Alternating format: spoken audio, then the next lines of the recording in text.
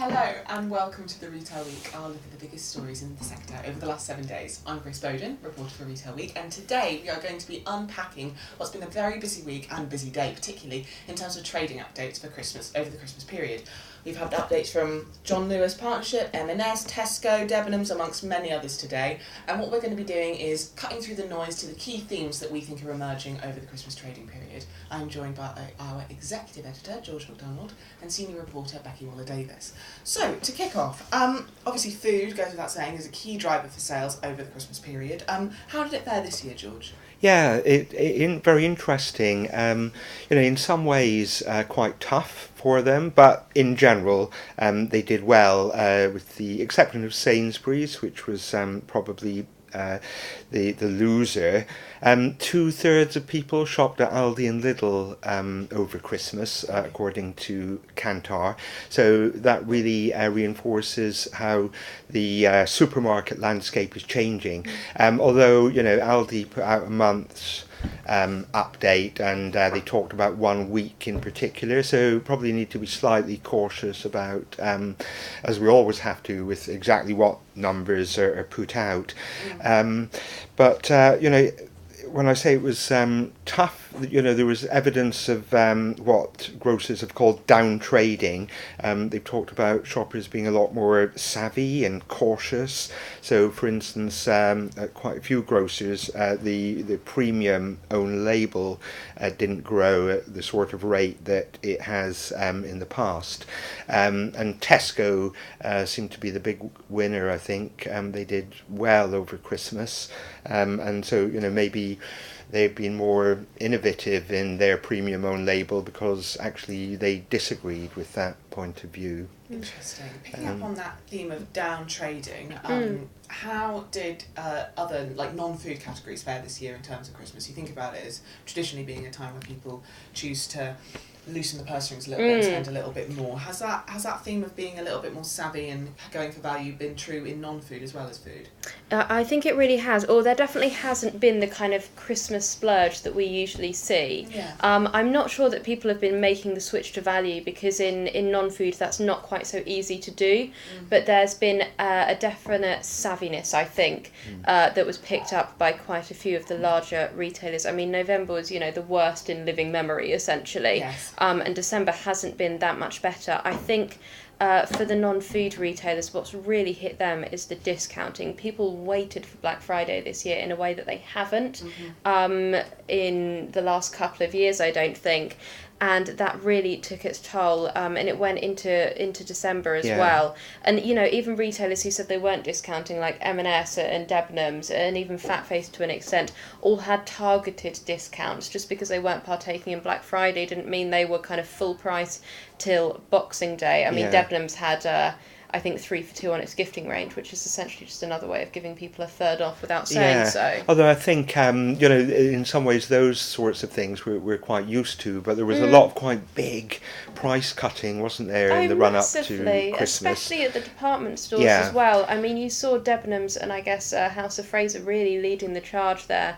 And then John Lewis price matching them as well, because, the never knowingly undersold rhetoric kind of dictates that they do. But I think it's going to be really interesting actually, because Primark and Boohoo both update next week, and then we're going to see they're both historic strong performers. I think Primark especially, it found November tough like everybody else, but if it's managed to put in its usual good performance in December, I think that'll be really interesting in terms of seeing where the lie of the land is on the whole value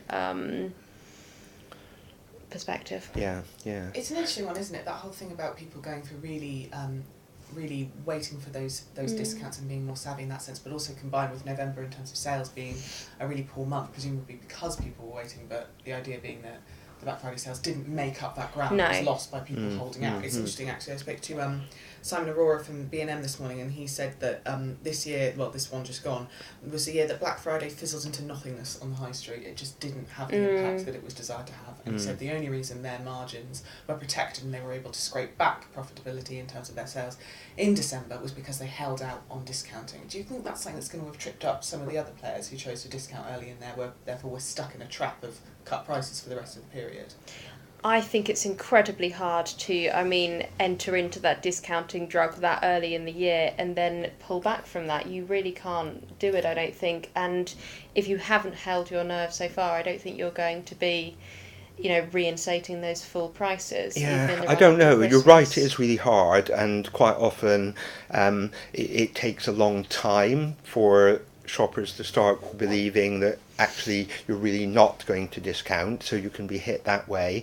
And then of course you've got to have product that people will say, oh, all right then, well, I think it's good enough, and I'm going to pay full price.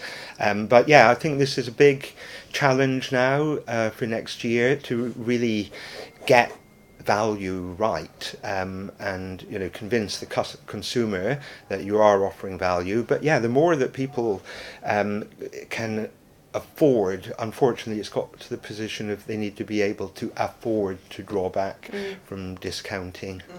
Yeah, it's interesting. Yeah. There was lots of talk about Christmas becoming later and later. That seemed to be true this year. That last weekend, right before Christmas, was obviously quite a boon for quite a lot of retailers. Lots of talk about it being all right on the night and that being the hope. Has that materialised, was it? Yeah.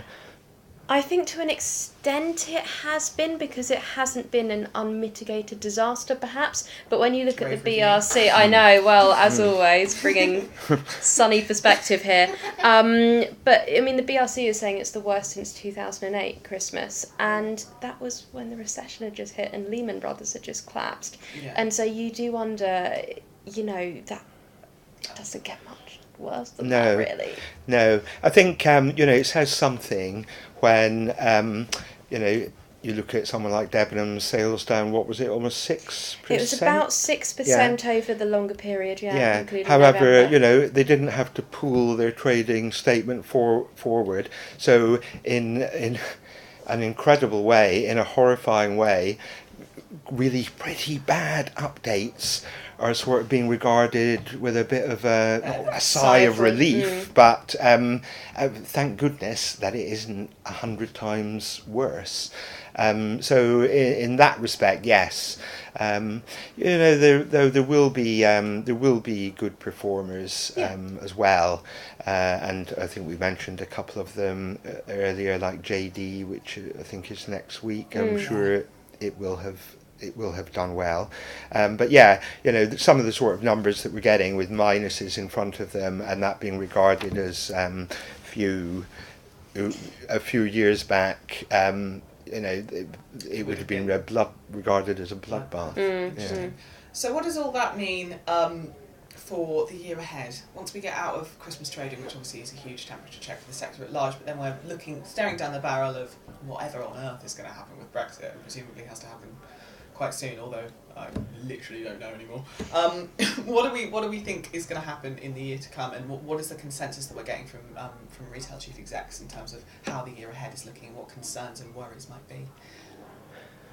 I think one of the things that really struck me from the Super Thursday updates was when John Lewis cast some doubt on whether it will pay a bonus this year, and we had a quick look. I'm relying on a Google search for this, so I hope it's right, but I think that the last time they didn't pay a bonus was I think 1953, it was. when there was another recession, so and that was just when there was still rationing as well. Yeah, that's the middle of last century, so that is a big signal that things ain't going to get much better. And if that's John Lewis, John Lewis itself has the money to pay that bonus. They just feel like the economic situation we're in means it may not be prudent to.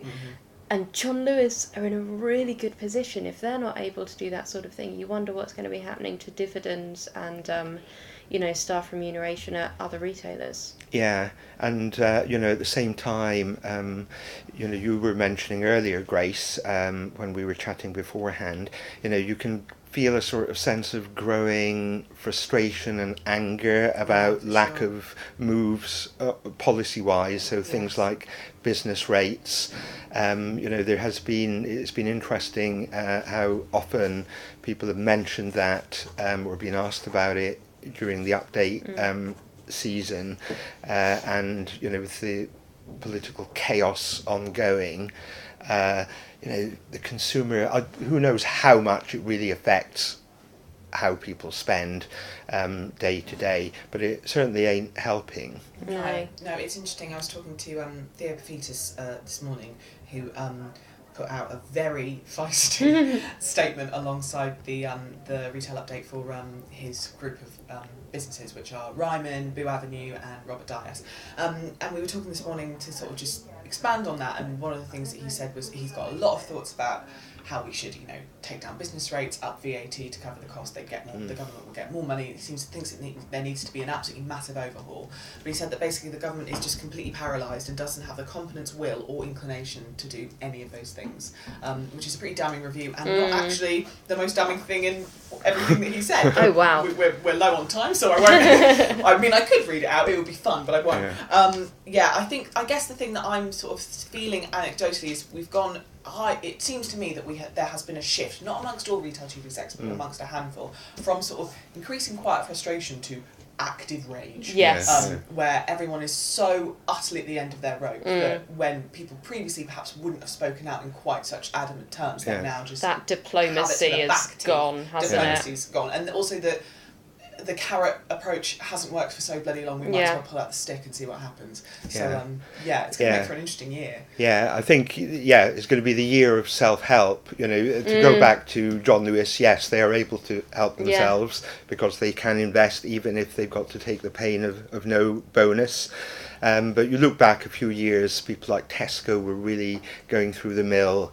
They've been rebuilt and they've come out a winner in what's supposed to be the worst Christmas in 10 years. Yeah, absolutely. They're so definite bright let's spots. not completely abandon hope, all ye who enter retail. Brilliant. Okay, well that's a nice positive-ish note to end it on. I'll leave it there. Thank you very much for your thoughts, guys.